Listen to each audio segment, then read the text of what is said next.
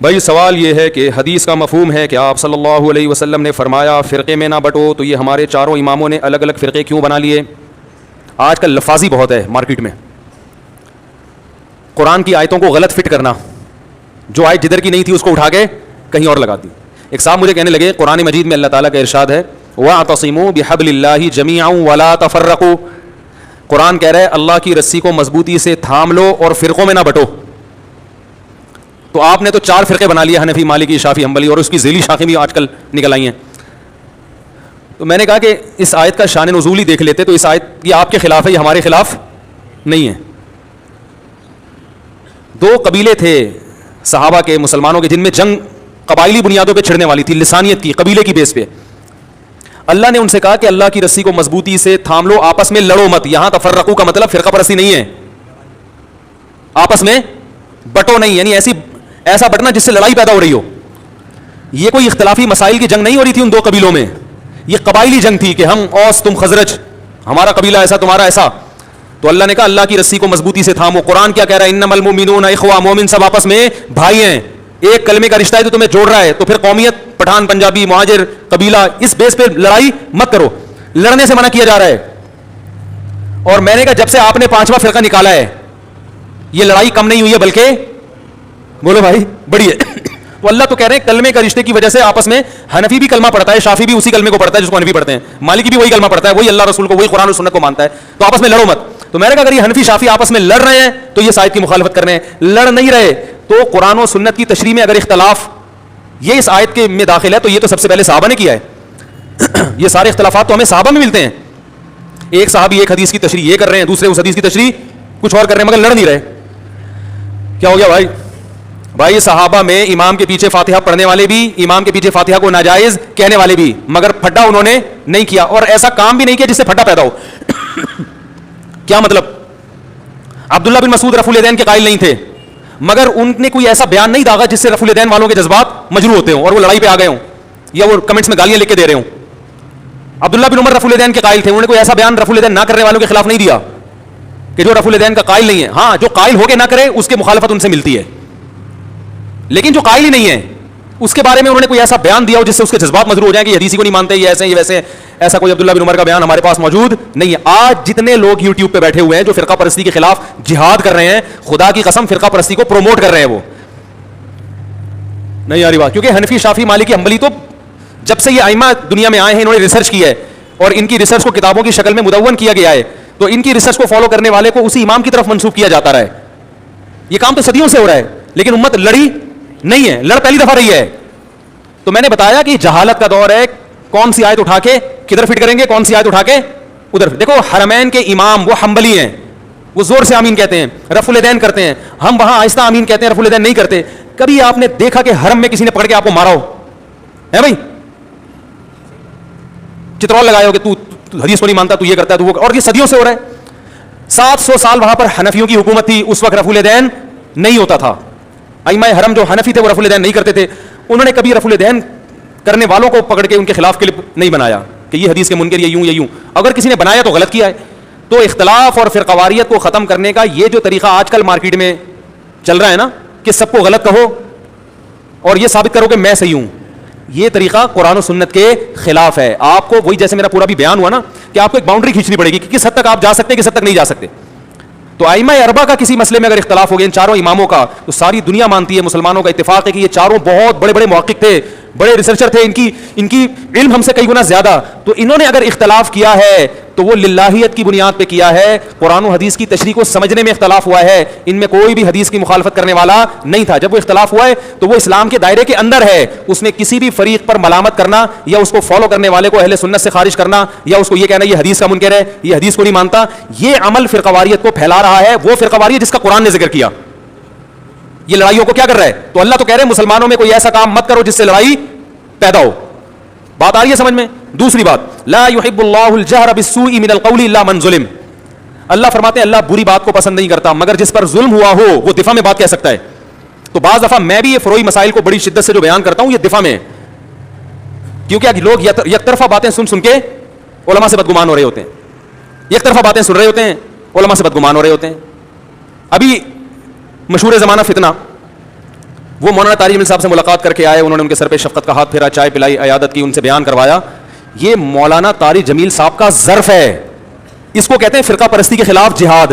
سمجھ میں آ رہی ہے بات کہ نظریات میں زمین آسمان کا فرق ہے, اور پھر بھی آپ کی اتنی سیوا کی جا رہی ہے کہ انسان کے بچے بن جاؤ, اخلاق ہم سے سیکھ لو, لیکن آپ پھر بھی بننے کے لیے تیار نہیں. آپ اس ملاقات کو کیش کروا رہے ہو اپنے مسلک کو فروغ دینے کے لیے, حالانکہ آپ کے نظریات میں اور حضرت اقدس مولانا طارق جمیل صاحب کے نظریات میں زمین آسمان کا فرق ہے. آپ صبح و شام دیوبندی علماء کو گالیاں دیتے ہو, دیوبندیوں کے بڑے بڑے اکابر کو, بزرگوں کی فہرست سے خارج کر دیا آپ نے.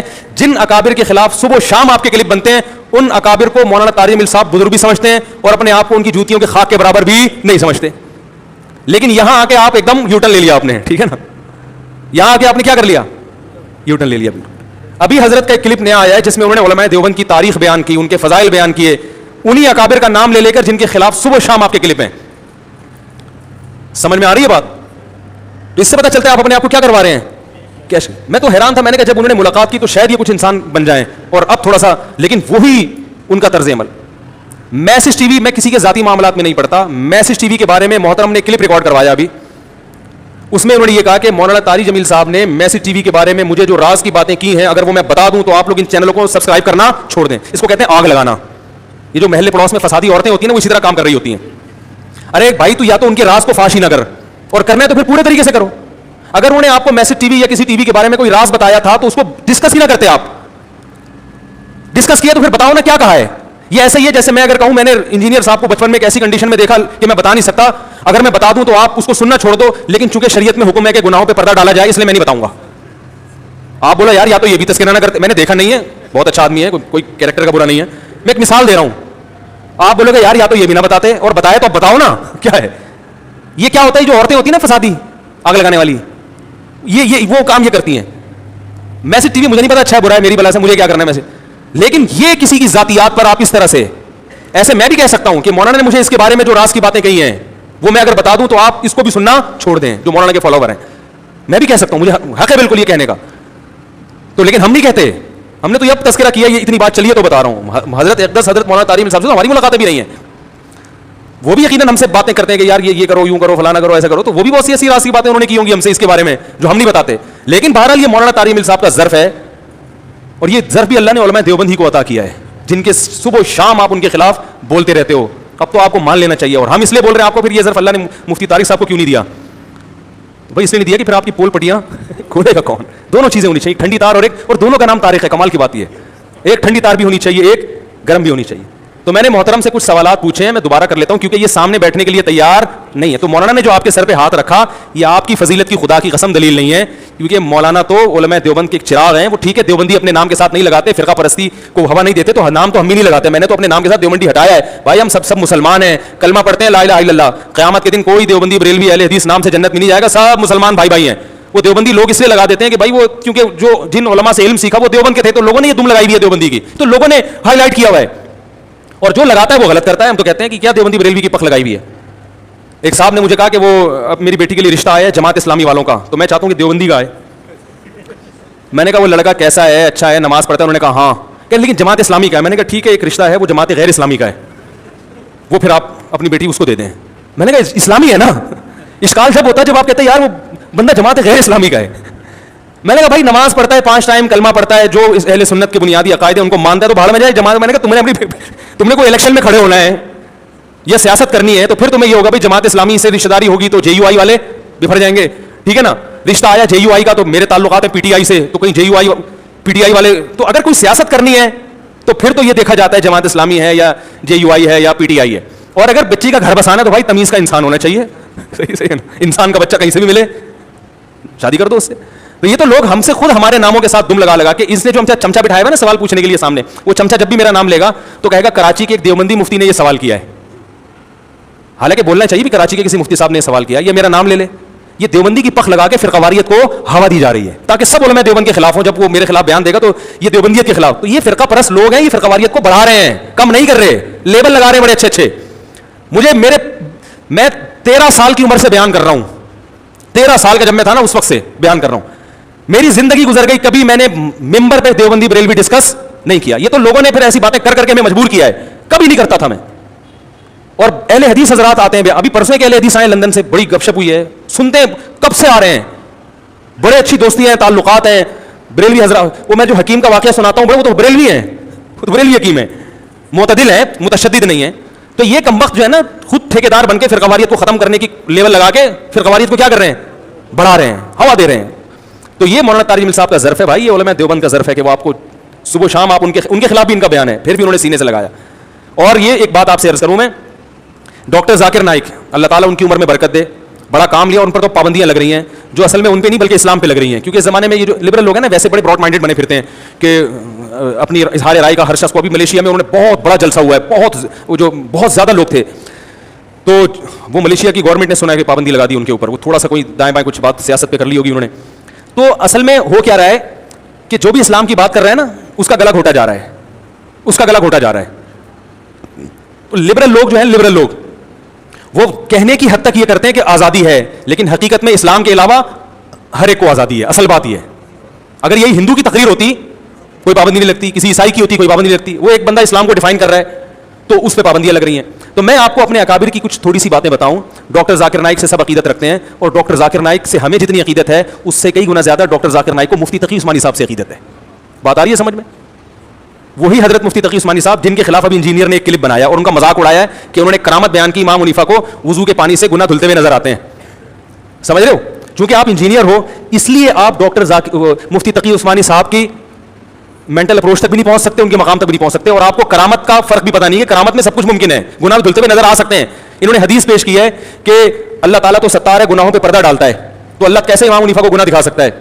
کہاں کی حدیث کہاں جوڑ رہا ہے کمبخت. یہ تو گراؤنڈ ریئلٹی ہے کہ اللہ اکثر تو گناہ پہ پردہ ڈالتا ہے, لیکن گناہ سے پردہ اٹھتا بھی تو ہے نا. دنیا میں کتنے لوگ ہیں جن کے گناہ فاش ہو جاتے ہیں. تو اللہ نے اگر اپنے کسی بندے کے سامنے اس کو فاش کر دیا تو یہ نہ قرآن کے خلاف اور نہ حدیث کے خلاف ہے. اکثر تو ایسا ہی ہوتا ہے, لیکن کبھی کبھار اللہ اس عادت کے خلاف. اور اللہ نے بھی ایسے شخص پر پردہ اٹھایا جس کے بارے میں اللہ کو پتا ہے کہ وہ دوسروں کے سامنے نہیں بیان کرے گا. تو کرامت میں سب کچھ ممکن ہے. تو حضرت مفتی تقی عثمانی صاحب نے امام حنیفہ کی کرامت بیان کی, جس کرامت کو لکھنے والے بڑے مستند علماء ہیں.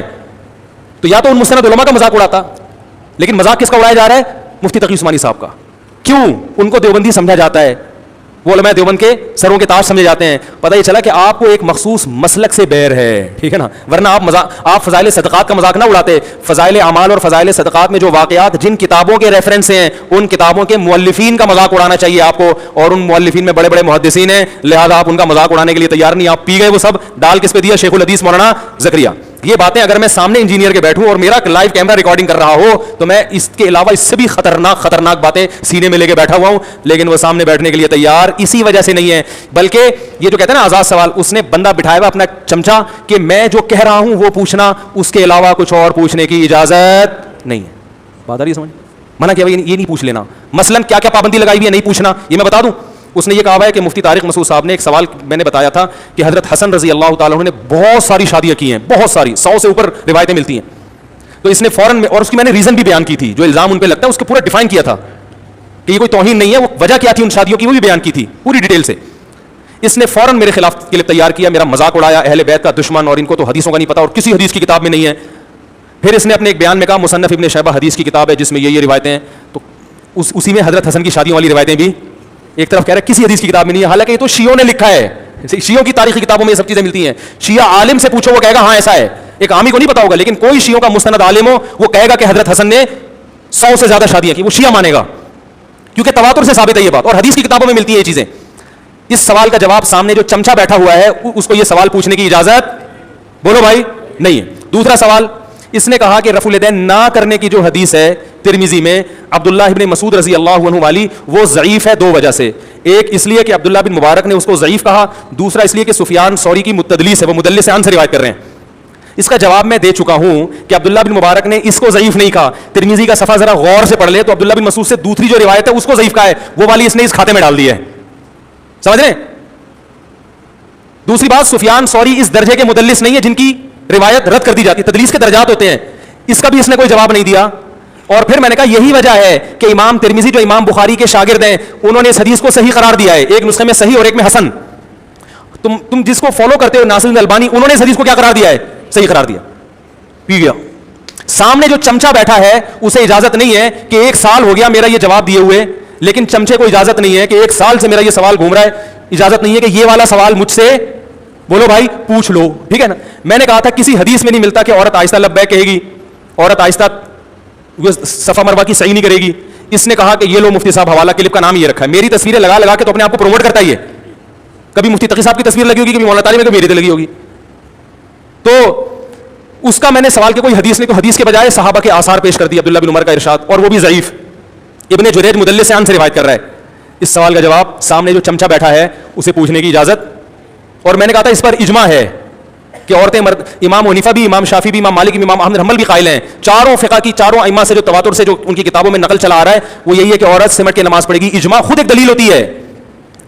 اجماع امت خود کیا ہے, ایک دلیل ہے. اس کا جواب یہ دیا کہ دیوبندی بریلویوں کا اجماع ہے. اب یہ امام حنیفہ, امام شافعی ایک دیوبندی بریلویوں کا, اور امام بخاری ایک روایت لے کر آئے کسی تابعیہ یا صحابیہ سے کہ وہ مردوں کی طرح نماز پڑھتی تھی, بس اس کے علاوہ کوئی روایت نہیں ہے.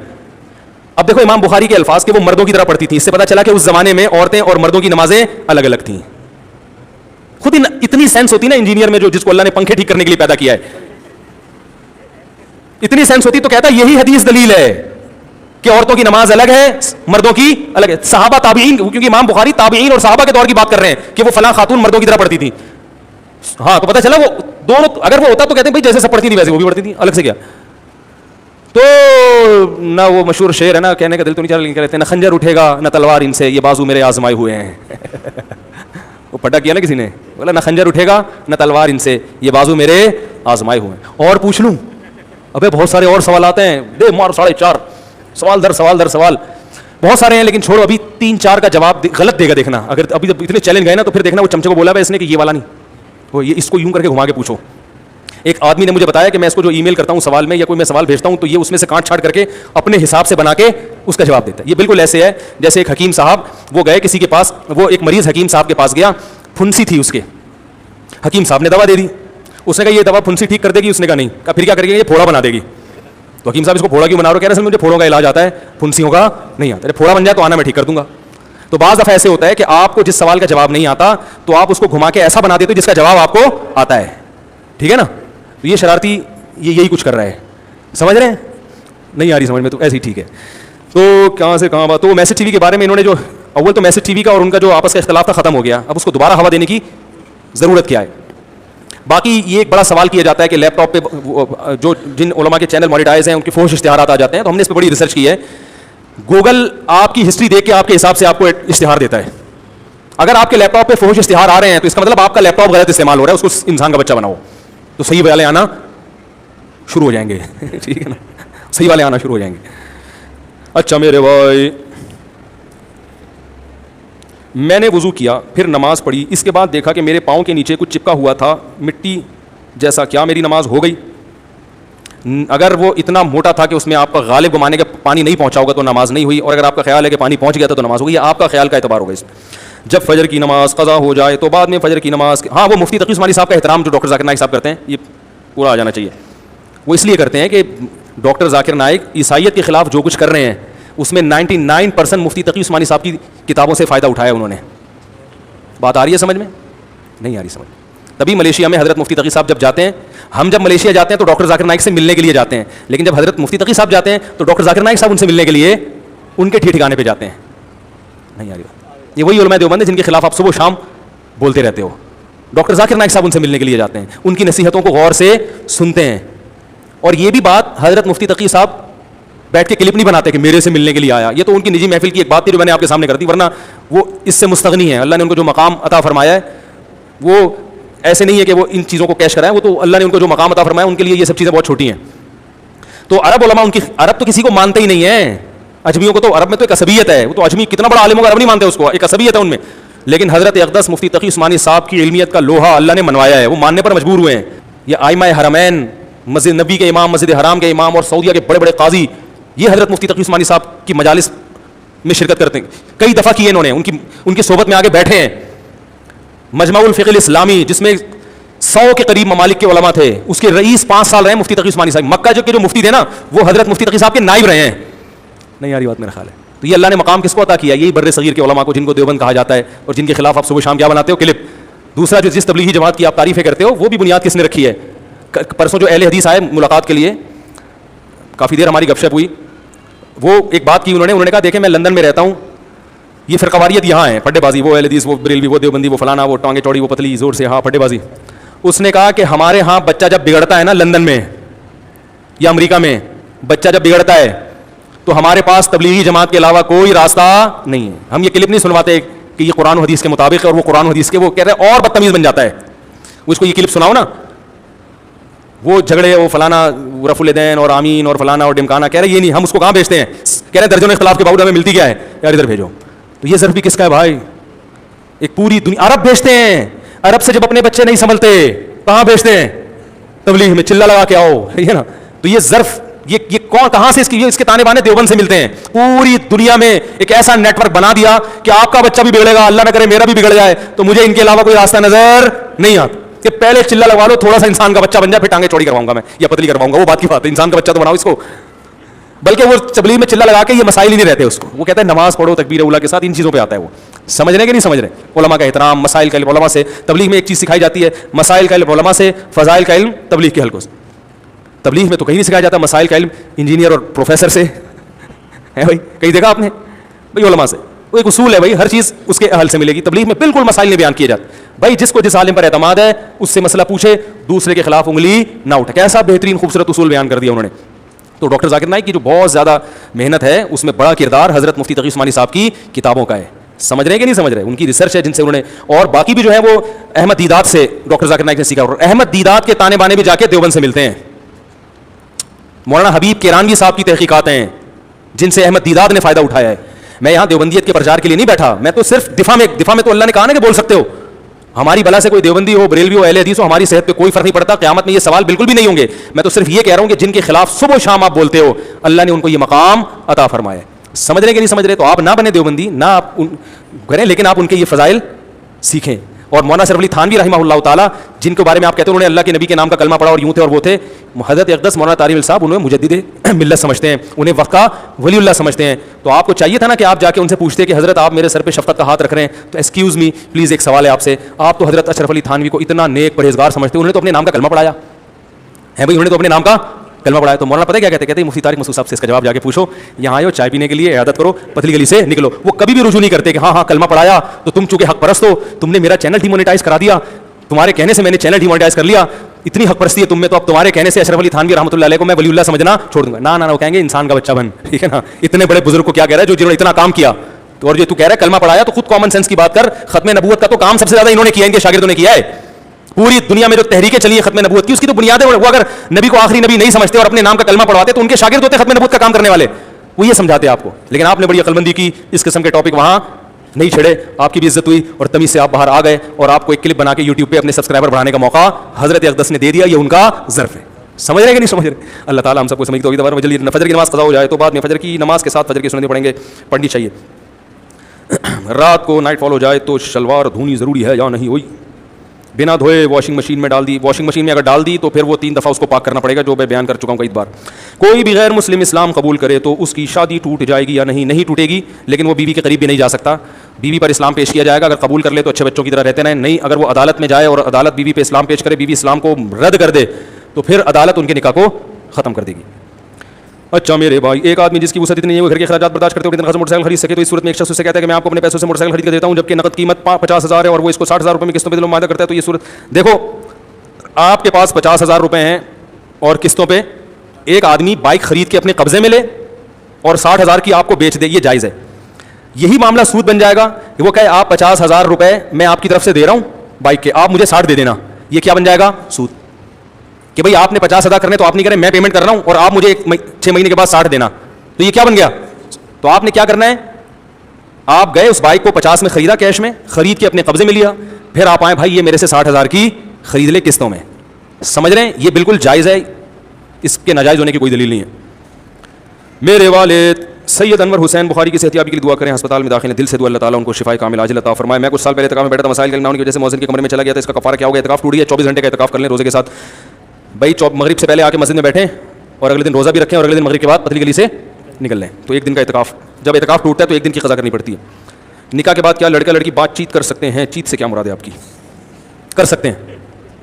طلاق دینے کا صحیح طریقہ کیا ہے؟ ہوئے ہوئے ہوئے طلاق دینے کا صحیح طریقہ وقت ہے بیان کر دوں یا جلدی ہے تو کر دوں؟ طلاق دینے کا صحیح طریقہ یہ ہے کہ پہلے تو نہ دی جائے, صحیح طریقہ تو یہی ہے, تو اچھا کام نہیں.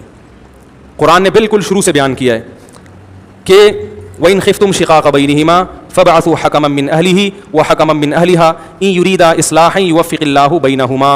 اللہ فرماتے ہیں طلاق جھگڑے کے بعد ہی ہوتی ہے نا, تو جب میاں بیوی میں جھگڑا ہو رہا ہے, بلکہ سب سے پہلا اسٹیپ اللہ نے بیان کیا کہ فَعِظُوهُنَّ, شوہر کو چاہیے بیوی کو محبت سے سمجھائے.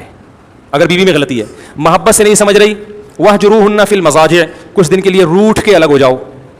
بھائی جھگڑا ہوگا تو غلطی یا تو میاں کی ہوگی یا عورت کی, تو عورت کی غلطی ہے تو یہ پروسیس ہے, الگ ہو جاؤ, ٹھیک ہے. پھر بھی نہیں مان رہی, وَضْرِبُوهُنَّ, اعتدال کے ساتھ اس کو مارا بھی جا سکتا ہے, سختی کی جا سکتی ہے. اگر وہ غلط ہے, آپ اس کو اپنی اطاعت پہ لانے کے لیے, اگر وہ صحیح خاندان کی ہوگی تو یہاں تک نوبت نہیں آنے دے گی. اس سے بھی معاملہ نہیں سدھر رہا, تو پھر اللہ نے ارشاد فرمایا کہ فَإِن كَرِهْتُمُوهُنَّ فَعَسَىٰ أَن تَكْرَهُوا شَيْئًا وَيَجْعَلَ اللَّهُ فِيهِ خَيْرًا كَثِيرًا. تم ایک چیز کو ناپسند کرتے ہو, عین ممکن ہے اس میں اللہ نے بہت ساری خیر رکھی ہو, گزارا چلاؤ.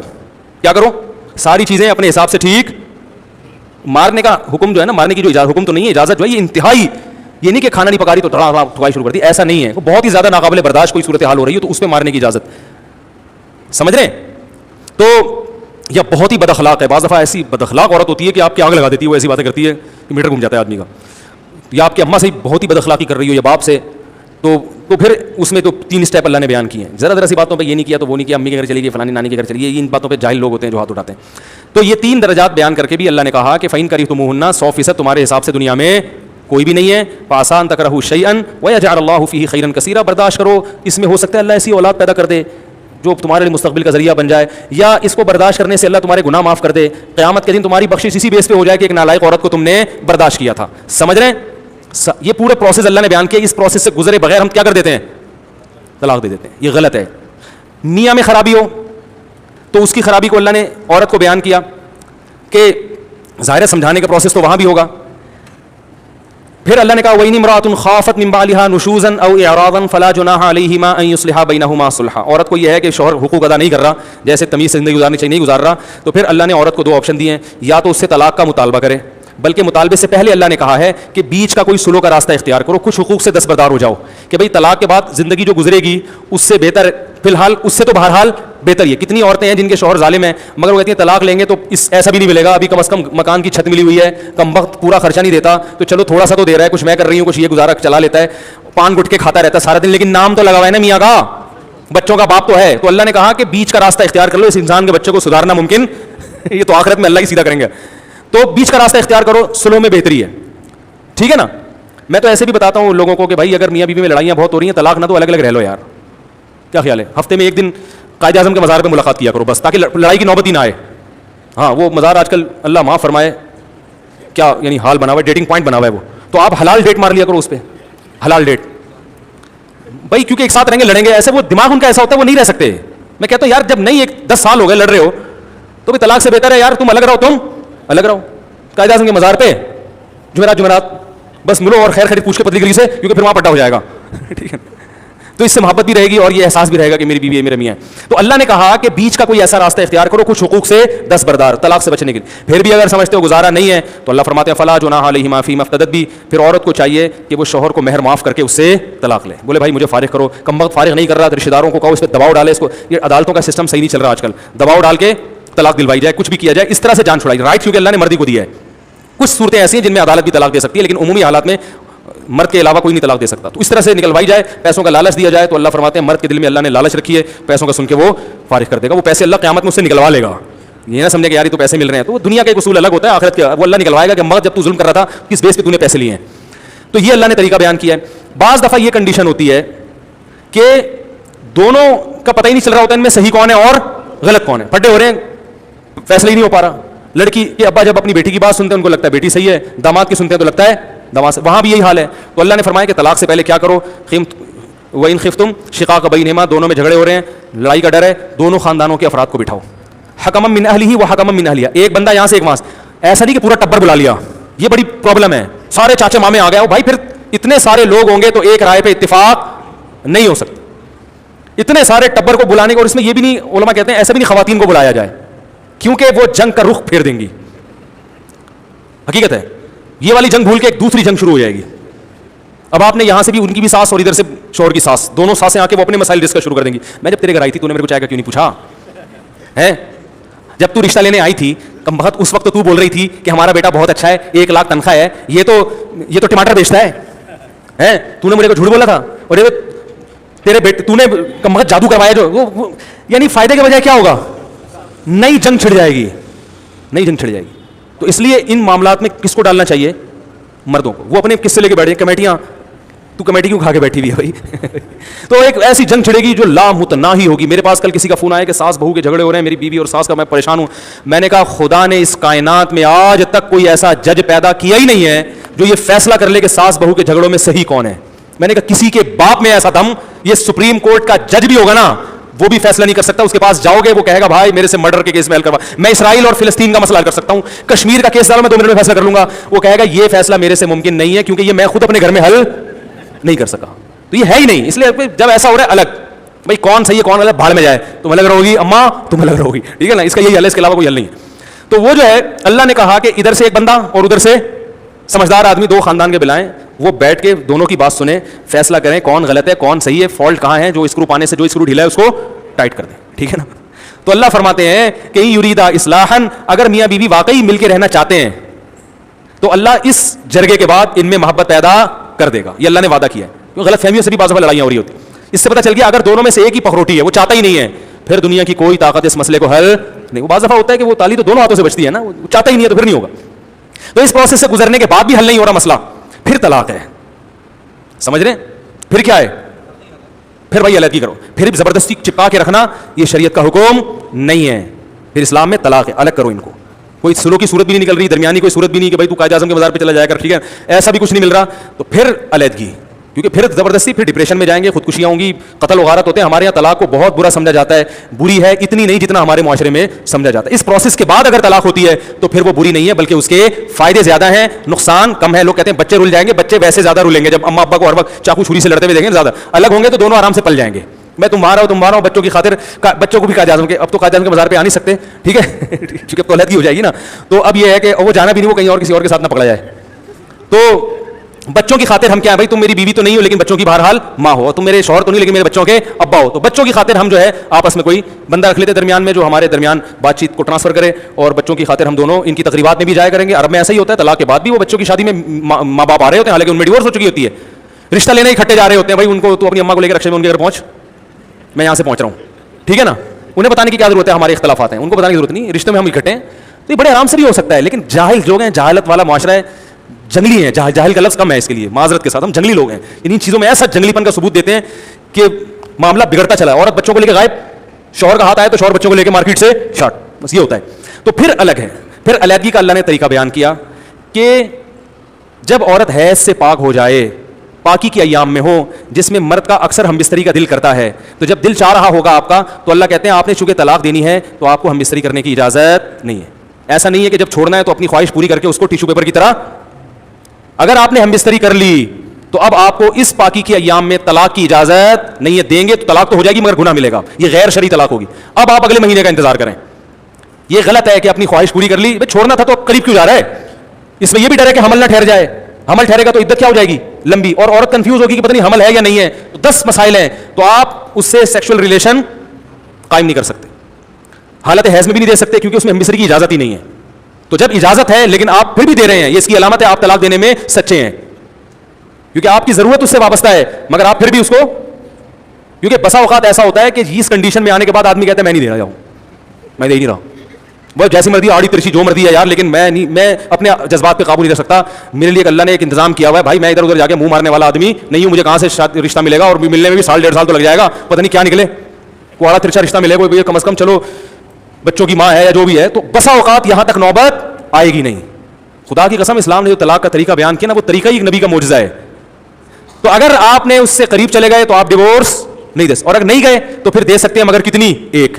دوسری دینا حرام ہے، دی تو واجب التعزیر ہیں، حکومت پر لازم ہے آپ کے خلاف کیس چلائے اور آپ کو اندر کر دے کہ آپ نے جب ایک دینا جائز تھا تو ایک سے زیادہ جب جائز نہیں تھا آپ نے دی کیوں. سمجھ میں آ رہی بات؟ یہ قرآن سے بھی ثابت ہے، حدیث سے بھی ثابت ہے کہ طہر میں ایک سے زیادہ آپ طلاق نہیں دے سکتے. اب آپ کے پاس 2 آپشن ہیں. عورت کو اجازت نہیں ہے کہ وہ آپ کے گھر سے جائے، ہمارے ہاں طلاق کا لفظ سنا, عورت پرس لٹکا کے اپنے باپ کے گھر گئی, وہ بندوقیں نکال کے لایا, رجوع کی جو تھوڑی بہت صورت ممکن تھی اس کا دروازہ بند. وہ اتنی گالیاں داماد کو پڑی کہ داماد نے کہا اچھا, وہ دوسری اور تیسری بھی اسی وقت نکالتا ہے, پھر روتا پھرتا ہے ساری زندگی. پھر وہ کبھی اہل حدیث سے فتویٰ لے کر آئے گا, کبھی کہاں سے فتویٰ لے کر آئے گا کہ تین نہیں ہوتی, ایک ہوتی ہیں. تو اللہ نے کہا کہ عورت کو گھر سے نکلنے کی اجازت نہیں, ادھر ہی رہے گی وہ, اور مرد کو رائٹ ہے کہ وہ رجوع کر سکتا. اب مرد پورا مہینہ صبر کرے گا, دوسرے کمرے میں جا کے سوئے گا. یادیں آئیں گی, پھر پرانے قصے آئیں گے, یار وہ وقت یاد کرو جب ایسے میں سایہ کرتے تھے, ہیں قائد اعظم کے مزار پہ کتنی مشکل سے چھپ چھپا کے ملا کرتے تھے. اب اللہ نے اتنا 7 کمرہ ہے اور نہیں مل رہا. پورا مہینہ آپ صبر و تحمل سے گزاریں گے. اگر آپ نے قریب چلے گئے تو وہ طلاق سے رجوع ہو گیا, نہیں گئے اگلے مہینے پھر جب حیض آئے گا وہ حیض سے پاک ہوگی. آپ صبر, عورت کو اجازت نہیں ہے کہ وہ گھر سے نکلے, حتیٰ کہ جاب کے لیے بھی نہیں جا سکتی. اب گھر کی 4 دیواری میں اس کو بند رہنا, باہر جائے گی 10 لوگ خراب کریں گے اس کو, سمجھ رہے ہیں؟ بہت سارے مسائل کھڑے ہو سکتے ہیں گھر کی 4 دیواری میں. نہ آپ کو یہاں, حتیٰ کہ اگر علماء نے لکھا ہے مرد سے خطرہ ہو تو مرد کو حکم دے دے گا آپ گھر سے باہر چلے جاؤ, عورت نہیں جائے گی, کیونکہ قرآن نے کہا لا تخرجوہن من بیوتہن, طلاق کے بعد عورت کو گھر سے نکالنے کی اجازت نہیں ہے جب تک عدت پوری نہیں ہو جاتی. پھر دوسرا مہینہ شروع ہوگا, آپ کے جذبات اگر منہ کالا کرنے کی عادت نہیں ہے ادھر ادھر, یہ انہی لوگوں کے لیے اللہ نے حکام دیے ہیں جو پاک دامن لوگ ہیں, منہ کالا کرنے والوں کے گھر نہیں بستے, سمجھ رہے. پھر دوسرا مہینہ آئے گا, آپ نے نہیں دینی, دوسری طلاق نہیں دینی آپ نے, یہ بہتر نہیں ہے, دے سکتے ہیں مگر بہتر نہیں ہے. پھر تیسرا مہینہ آئے گا, صحیح ہے نا, دھمکیوں کی شدت بھی کچھ کم ہوگی, سسر اور دامادوں کی, وہ جو سالوں کی, وہ بھی سوچیں گے یار دھمکیاں تو بہت دیتی, لیکن کیا بہن کو گھر بٹھا سکتے ہو؟ کیا خیال ہے بھائی, بٹھا سکتے ہو؟ ہیں وہ ٹانگیں توڑ دی تو دامادی لنجا ہو گیا, وہ لنگڑا ہو گیا, کیا کریں گے؟ وہ بھی بہت سوچیں گے. عورت کو بھی سوچنے کا موقع ملے گا, دیکھ لو ابھی شوہر وہاں سو رہا ہے, یہ تنہائی برداشت نہیں ہو رہی, تو جب بالکل ہی الگ ہو جاؤ گی تو برداشت کر لو گی, جیسا ہے آڑا ترچھا گزارا چلا, ہو سکتا ہے وہ جا کے منا لے. تو 3 مہینے کا اللہ نے ٹائم دیا آپ کو سدھرنے کا, عورت کو بھی سدھرنے کا, آپ کو بھی سدھرنے کا. 3 مہینے جب پورے ہوں گے, تیسرا حیض آ کے جب ختم ہوگا تو اللہ کہتے ہیں اب نکاح ختم. اب کیا ہو گیا بولو بھائی؟ ختم. لیکن ایسا ختم نہیں ہوا کہ دوبارہ جوڑ نہیں ہو سکتا. ایک طلاق ہو گئی ہے, نکاح ختم ہو گیا, عورت جائے اپنے گھر میں جہاں چاہے شادی کرے, پرانا والا اچھا لگتا ہے دوبارہ پیغام بھیج دے. آپ کو بھی جاتے تھے جہاں چاہے شادی کریں, پرانی یاد آ رہی ہے ابھی نہیں, 1 سال کے بعد 2 سال کے بعد, کیونکہ آپ کو بھی تجربہ ہو گیا نا دھکے کھا کے, تو 4 شادیوں کا سوچا ہوا تھا, ایک بھی نہیں مل رہی. یہ جو سنتے طلاق دی ہوئی ہے تو ویسے لوگ ڈر جاتے ہیں, یار پتہ نہیں کیسا کس کا فالٹ ہو, ہمیں لوگوں کو تھوڑی پتہ ہے کہ کس کا فالٹ ہے, لوگ تو ڈرتے تو ہیں بہرحال, اور ان کا حق ہے کہ ڈریں وہ. تو پھر 1 سال کے بعد آپ پرانی والی سے رابطہ کریں, اس کا بھی دل نرم ہے, دوبارہ نکاح کر لیں.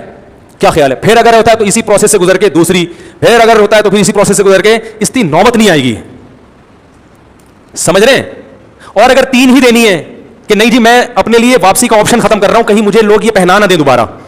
بعض دفعہ ایسا بھی ہوتا ہے آدمی کو پتا ہے یار ہماری نہیں بننے والی, خام خامے ایک عذاب بن جائے گا, اور میری طبیعت میں نرمی ہے, جب 3 مہینے بعد ہماری علیحدگی ہوگی تو پھر لوگ اس کو دوبارہ پہنا دیں گے رشتے دار, اور میں پہن لوں گا, ہے ٹھیک ہے نا. ایسی شرارتی باز عورتیں ہوتی ہیں. تو پھر اس کا طریقہ اللہ نے رکھا ہے کہ چلو اگر تم یہ سمجھتے ہو تو دوسرے طہر میں زوجہ کے قریب مت جاؤ, پاکی کے ایام میں دوسری دے دو, کیونکہ اب تم بہتر فیصلہ کر سکتے ہو کہ 3 دینی چاہیے کہ نہیں, اور تیسرے طہر میں تیسری دے دو. تیسری دینے کے بعد جب حیض آ کے عدت ختم ہوگی, اب تمہاری دوبارہ اس سے شادی, اب اللہ تعالیٰ تمہیں دوبارہ چانس نہیں دے رہے, کیونکہ 2 تجربہ 1 دفعہ ہو چکا ہے, وہ تجربہ دوبارہ مت کرو. کہتے ہیں نا مومن 1 سوراخ سے 2 دفعہ نہیں ڈسا جاتا, تو اب دوبارہ رشتہ داروں کو بھی اللہ نے ختم کر دیا تیسری کے بعد. تو یہ طریقہ اللہ نے بیان کیا ہے, مگر اس طریقے پر 100 میں کوئی ایک شاید دنیا میں ہوگا جو عمل کرتا ہو. غیر شرعی طلاقیں ہو رہی ہیں, کھڑے کھڑے تھڑ تھڑ تھڑ تھڑ طلاق نکالی جاتی ہے, اور بیوی حرام ہو گئی. اب جا کے فتوے مارکیٹ میں ہر قسم کے مل رہے ہیں, کوئی کہہ رہا ہے غصے میں طلاق نہیں ہوتی, کوئی کہہ رہا ہے 3 ایک ہوتی ہیں, کوئی کہہ رہا ہے جذبات میں نہیں ہوتی, کوئی کہہ رہا ہے لکھ کے نہیں ہوتی, کوئی کہہ رہا ہے یوں نہیں ہوتی. بھائی ہر طرح سے ہوتی ہے طلاق میں, اللہ نے ریورس گیئر رکھا ہی نہیں ہے تاکہ طلاق کی کو لوگ مذاق اور ہنسی کی چیز نہ بنا لیں. آپ دیں گے طلاق, بولیں گے مجھے بہت غصہ آیا ہوا تھا. اور سعودی عرب میں بھی ہر قسم کی چیزیں مل رہی ہیں, یاد رکھو. لوگ سعودیہ سے فتوا لے آتے ہیں, جیسے ہمارے ہاں ہر قسم کی مارکیٹ میں مفتی دستیاب ہیں, تو سعودی عرب میں بھی ہیں. جیسا آپ بولیں گے ویسا فتوا آپ کو سعودیہ سے بھی مل جائے گا. لیکن ہم سعودیہ سے لے کر آئے ہیں, وہ کہ دودھ کے دھلے ہوئے کے زمزم کے نہائے ہوئے لوگ ہیں, وہ بھی ہماری طرح کے گوشت پوش کے انسان ہیں, ان میں بھی ہر طرح کے لوگ ہیں, کچھ محقق ہیں, کچھ جاہل ہیں, ہر طرح کے لوگ ہیں. تو صرف مکہ یا کا لیول لگ جانا یا مدینہ کا لیول لگ جانے سے, مدینہ میں تو کتے بھی ہوتے ہیں بھائی. اب یہ تھوڑی کہ کتا ہے تو آپ اس کو گلے لگاؤ کہ مدینہ سے آیا ہے, تو کتا نا. یہودی بھی تو مدینہ میں رہتے تھے نبی کے دور میں, ابو جہل تو مکہ کا تھا نا. تو وہاں بھی خدا نخواستہ میں ان علماء کو ابو جہل سے تشبیہ نہیں دے رہا, میں کہہ رہا ہوں وہاں بھی اہل حق بھی ہیں, اہل باطل بھی ہے. تو یونیورسٹیوں میں آزاد خیال لوگ بھی ہیں, تو لوگ کہتے ہیں وہ مکہ یونیورسٹی سے فتوا لے کر آیا ہے. بھائی فتوا کس کا ہے؟ کہ قرآن و سنت کے بالکل خلاف ہے. ہم چاروں ائمہ کا جو فتوا ہے, جو قرآن و حدیث کو جانتے تھے, اور قرآن میں بھی اس پہ کلپ بھی ریکارڈ کرواؤں گا, وہ یہی ہے کہ 3 طلاقیں 3 ہی ہوتی ہیں, ایک نہیں ہوتی. تو طلاق دینے سے پہلے سوچ لیا کریں کہ کس طرح سے دینی ہے. اگر اس طرح سے آپ دینا شروع کر دیں گے, اول تو دے ہی نہیں, اور اگر دینے کی مجبوری ہے تو یہ طریقہ اللہ نے بیان کیا. اس میں اگر علیحدگی ہو رہی ہے اس کا مطلب ہے واقعی یہ اس قابل تھے کہ ان میں علیحدگی ہو. اس کے بعد بھی اگر ان کو رہنا چاہیے تھا تو پاگل ہیں, ٹھیک ہے نا, اتنی تمیز سے دی ہے, اتنے پروسیس سے گزرنے کے بعد پھر میاں بیوی سے پوچھنے کی ضرورت ہی نہیں ہے کیوں ہوئی. تو آپ سمجھ لو یار یہ لوگ آپس میں رہ نہیں سکتے. غصہ غلط ہے, غصے میں فیصلے غلط ہیں. اللہ کا واسطہ جب بیوی سے جھگڑا ہو طلاق کے علاوہ کچھ اور کر لیا کرو, ہر چیز کا حل موجود ہے. آپ ڈنڈا بھی مارو گے نا وہ تلافی ہو سکتی ہے, وہ آپ کے بعد میں سالے ایک ڈنڈا مار دیں گے سر پہ, وہ تلافی ہو سکتی ہے. آپ نے بیوی کو بلا وجہ ڈنڈا مارا, سالے سے ڈنڈا مروا لو, پڑا تھا آپ بھی میرا سر, یہ اس کے زخم کا علاج ہو سکتا ہے. طلاق میں اللہ نے ریورس گیئر نہیں رکھا, اپنی جانوں پہ رحم کرو, طلاق کا لفظ نہ نکالا کرو. نکالنا ہے بہت لمبا پروسیس اللہ نے رکھا ہے, اور اس سے پہلے بھی مشورے لے لیا کرو علماء سے, بھائی یہ ہے, ہو سکتا ہے غلطی آپ کی ہو اس بیچاری کا گھر. اور ہمارے معاشرے میں تو عورت کو طلاق دینا ایسے جیسے چاقو مار دیا, زندگی برباد ہو جاتی ہے بیچاری کی. اللہ تعالیٰ ہمیں انسان کا بچہ بننے کی توفیق نصیب فرمائے. وما علینا الا البلاغ.